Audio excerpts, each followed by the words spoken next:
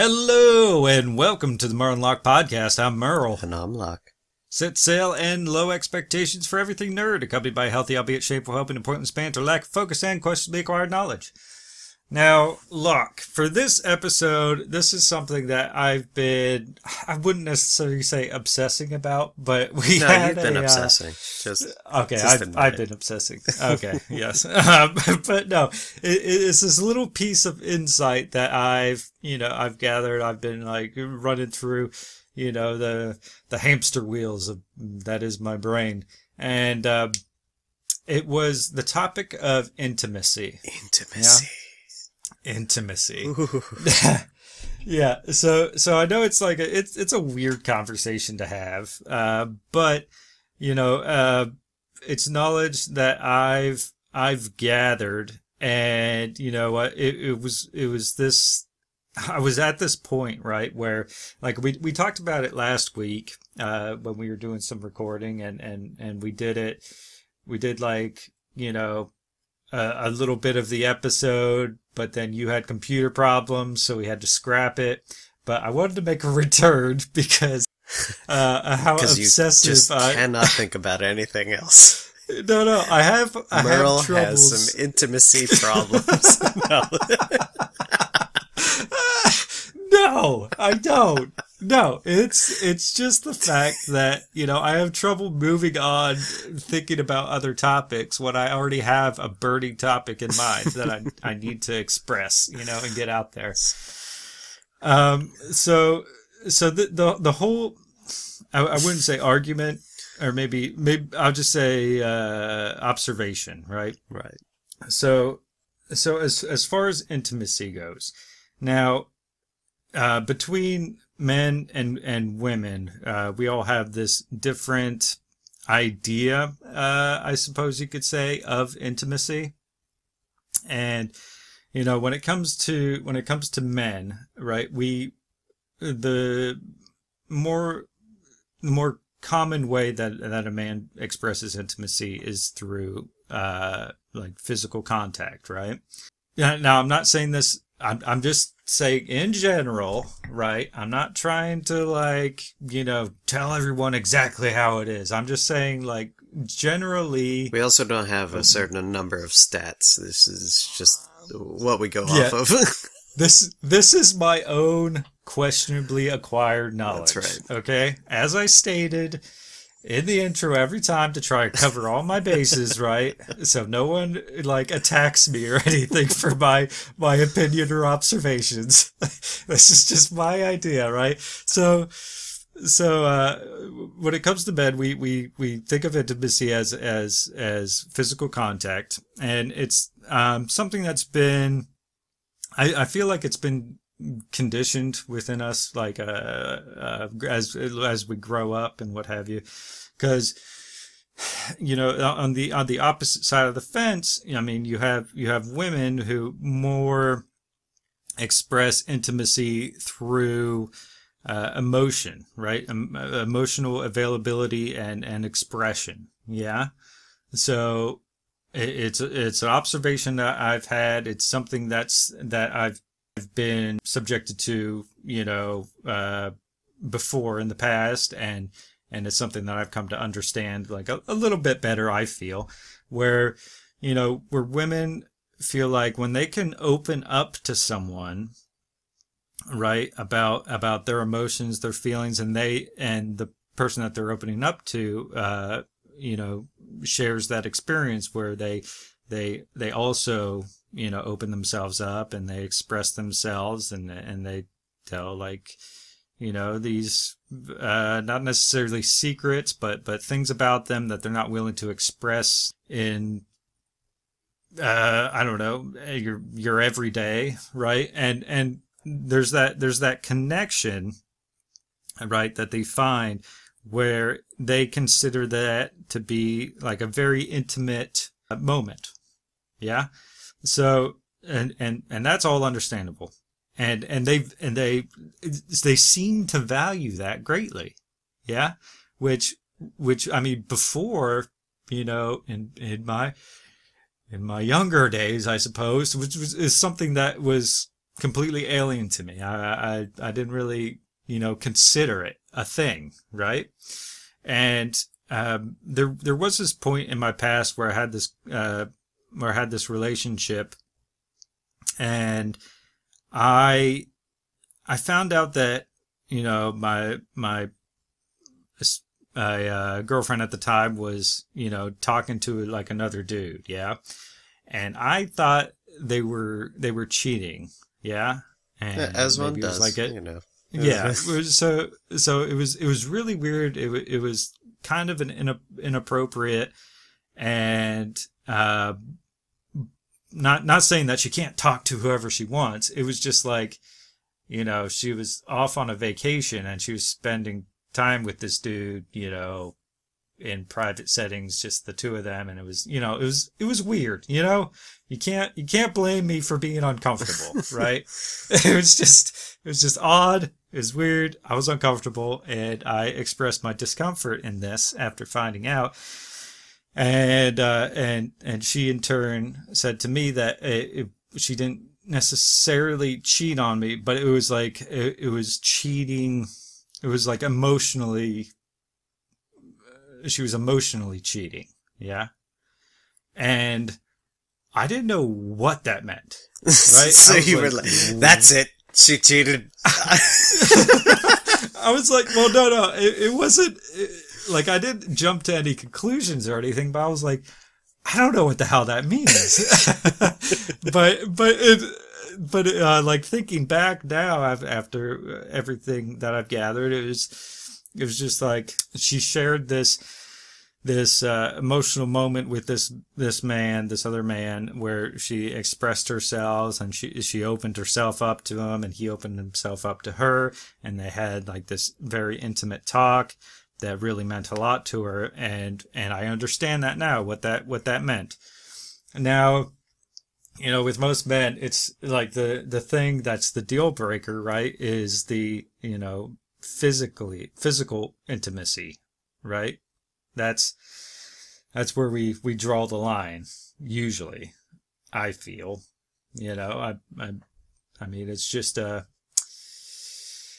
maybe I'm being presumptuous, but I feel like most men, that's actually where they draw the line. That's a step too far. But the reason why I feel like we've become this way,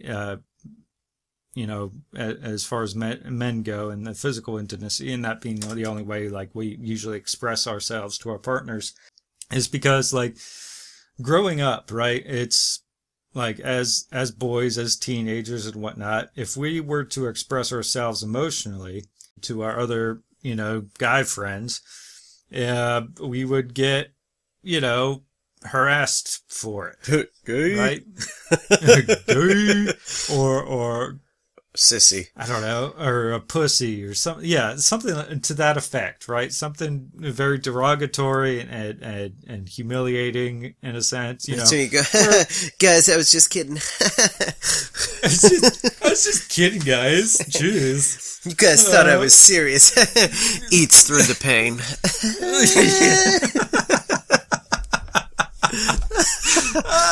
Exactly. And it's odd that we get to that point where, like, but like going back to that, it's not most of the time, guys take the piss, right?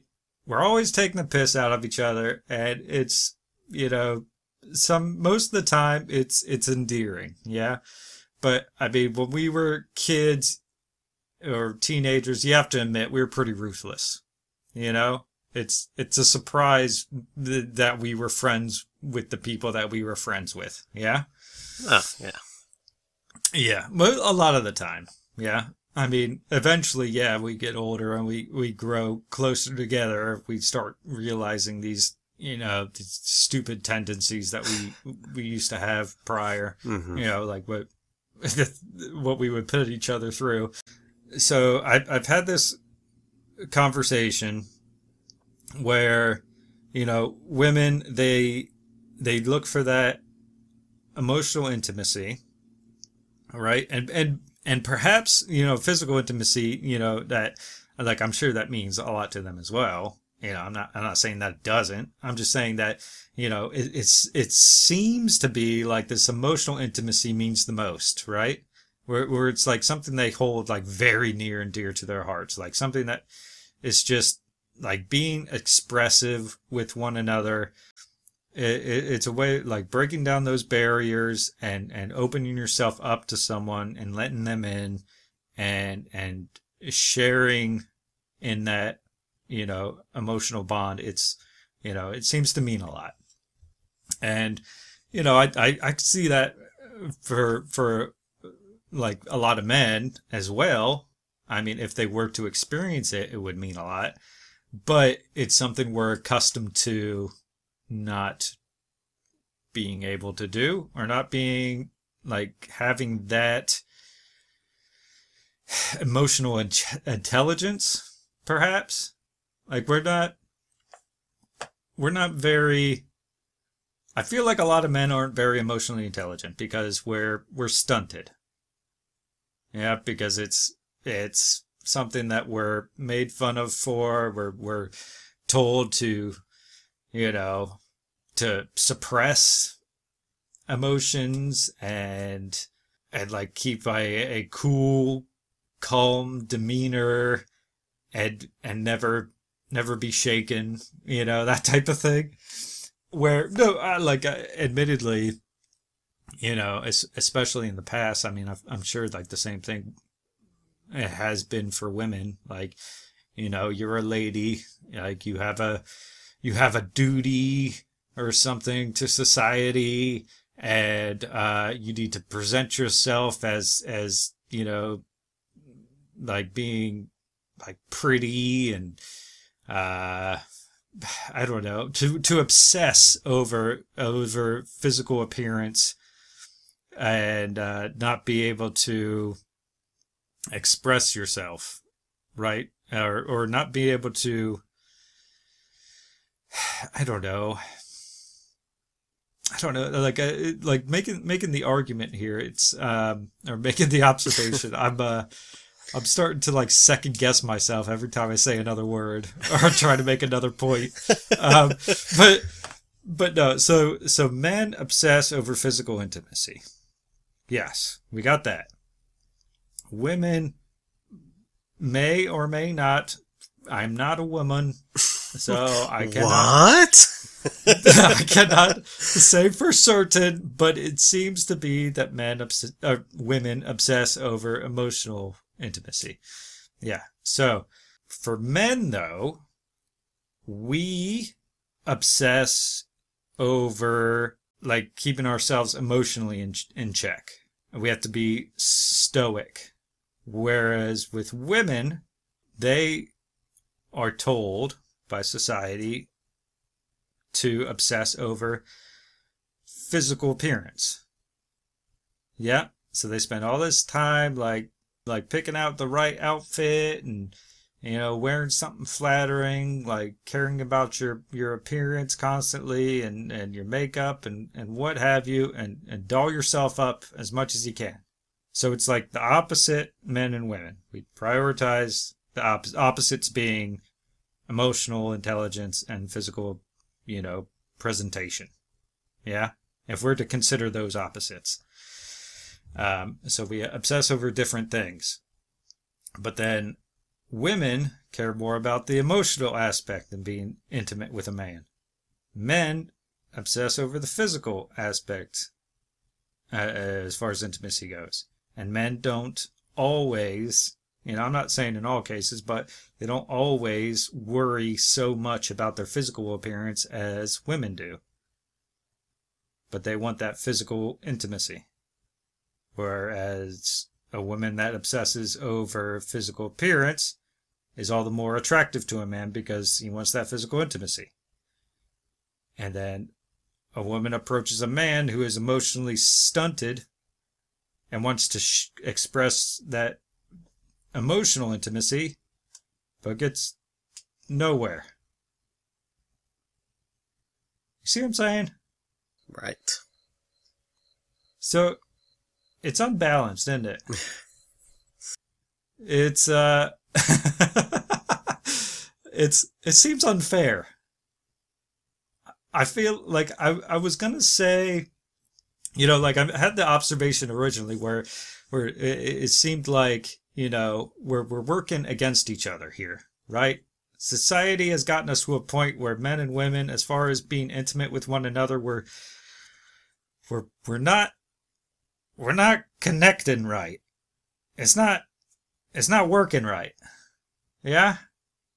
Because of all these societal pressures that we've been forced to experience. If we didn't have all these societal pressures, I feel like we could bond on levels unknown to humankind, Well, that's part of the problem, isn't it? Just the getting caught up in the social constructs that society has laid out. It's just completely unbalanced. You can't help but, pity both parties because it's just nothing's connecting because men have no emotional intelligence, and that's what women want, but we can't give that to them. Well, I mean, like, once again, like I know, like, especially when guys get older, I feel, and they start, being more willing to, come to terms with themselves and not, not care so much about, expressing themselves emotionally. I mean, some guys never grow out of that. Right. I'm well aware, it's not a common skill that's learned, unfortunately. Mm-hmm. And, you know what? Now, I made this argument last time we talked about it, and I would love. It's one of those things where like it might get sensitive, right? And I don't mean it to be. It's just like a weird observation, and I'm just curious, So it's like, as far as lesbians go, yeah. No. So yeah, I wasn't prepared for it. Like, I knew we talked about it, and I wasn't ready for it. Yeah, no. Okay, so as far as lesbians go, yeah, like, okay, I'm gonna preface this real quick. All right, just so it's completely clear. Yeah, preface drawn out. I have no issues with the gay community whatsoever. I'm just, curious. Yeah. Now, as far as lesbians go, I'm wondering if the attraction, like, of course there's more to it than that, but I'm wondering if, like, one of the maybe the biggest things, perhaps, or maybe it's like a side thing. I don't know what it is, but like, I'm just asking the question, is one of your main attractions to other women is this emotional intimacy that you can achieve with another woman? Because you rather than be with one of these big dumb apes that can't tell. What are you talking about? No, and not to offend men. I'm offended. That is okay. Rather than be with one of these men who have no emotional intelligence whatsoever, is this, do you find women more, I don't know, it would make them more interesting, more like be able to get a better connection because of their emotional intelligence? I'm actually curious as to like how big a part that plays in your attraction to the same sex. Yeah? That's a reasonable question. Yeah? Yeah. Yeah. I think so. Now, I don't have another argument for gay men. Well, why not? Well, actually, when it comes to gay men, right? Like, because I've met a few. Like, I don't have any gay friends that are like really close, more like, I have a couple, like an acquaintance or two, but nobody I'm really close with. I've been able to like, get into their mind and see their thought process behind it. But, when it comes to gay men or conversations I've had, they are more emotionally intelligent than your average man. Yeah. I've observed that, at least. Yeah. Some, yeah. Yeah, I mean, I feel like they're far more expressive most of the time. If there's any gay men out there that would like to, delve into this, discussion. Like, oh, are you offering yourself up? Oh no, no. This isn't me presenting myself. This is where we all learned the truth. The truth about Merl. He's finally coming out, bud. Finally coming out. I'm coming out. I want the world to know. Oh, man. But these are all like, observations that I've been making, and these, these weird incompatibilities when it comes to intimacy in both men and women, and what we expect and what we desire. And, I would love to get a little insight from others and how they feel about it. And,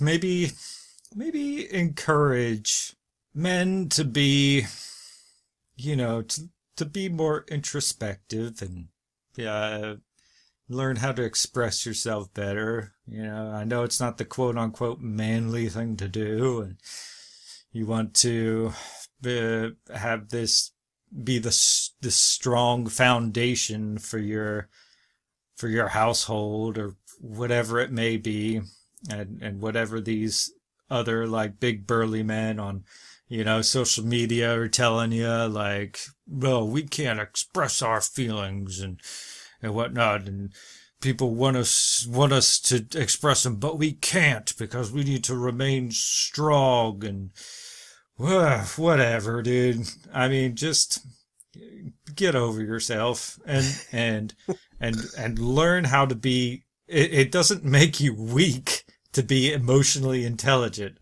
In my mind, it makes you all the more stronger, being able to regulate yourself and your emotions, and it makes it so much easier to be able to like subdue like outbursts, right? Like, I mean, men often give in to these like strong bursts of anger, yeah, because our emotions are unregulated and we don't know how to suppress and calm ourselves and to reason with ourselves, and how we're feeling, and how best to avoid these big emotions. Yeah, I have hope, for the future, because I mean, as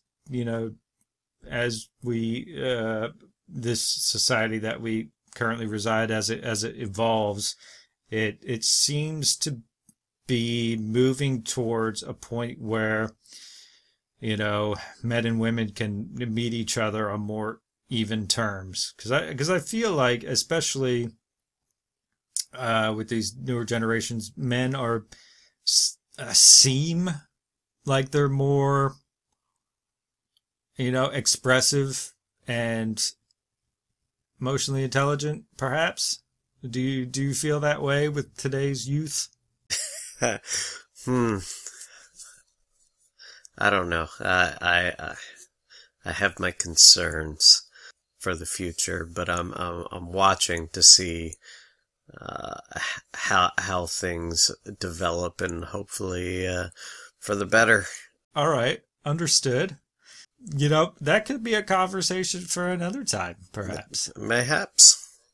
Yeah, maybe we'll have to put that on the board, and maybe have a conversation about why, Locke thinks that, the youth is going to fail. I don't know. Whatever I have to say, it's going to be in the archives. I know that for a fact. Okay. Well, if we I are, will not be stating anything on YouTube for my. Oh, okay. No, understood. Understood. Okay, we'll save that for our patrons. We do have plans. Yeah, we have plans for the patrons to get access to more sensitive content, I suppose. Not that we're like secretly, xenophobic or bigoted in any way. We just have our own belief systems. Well, like not even that. Like it's more like our when we express our observations and what have you in conversation, because like as far as myself and Locke go, we don't judge each other on anything. So we share our except for the way that you reheat pizza. I'll never forgive you for that. But, well, I can't help it. You're wrong, sir. As far as like most other things, like we don't judge each other. So we open up a lot about like things we observe. And yes, to the general public, I feel that a lot of these observations could be misconstrued as offensive. Or hateful, or whatever the case may be. And it doesn't mean to be. It's just like, it just comes off kind of, abrasive. Right. So if you become a patron, you could perhaps look forward to that at some point. When we share some. You become a patron, things. You get to know a little bit more about Merl and Locke each day. Thank you for joining us on the Merl and Locke podcast. If you enjoyed this banter, please consider becoming a patron by going to patreon.com/merlandlocke or simply follow the link in the description. Thank you.